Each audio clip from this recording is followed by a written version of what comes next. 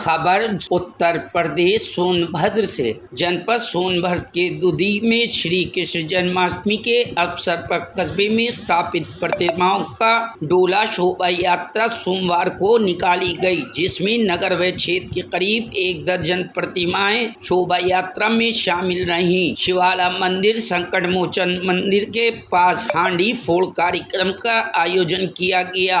श्रद्धालुओं ने साउंड के साथ भजन हरि कीर्तन करते हुए अपने अपने ठाकुर जी की झांकियों को लेकर श्री रामलीला मैदान पहुंचे, जहां विश्व हिंदू परिषद द्वारा आयोजित दही हांडी कार्यक्रम का सैकड़ों लोगों ने लुत्फ उठाया। वहां से सभी झांकियों ने सौहार्दपूर्ण तरीके से एक साथ नगर का भ्रमण किया। सुरक्षा के नजरिए प्रशासनिक टीम व पुलिस बल साथ मौजूद रही। Bureau report, news hub Bharat.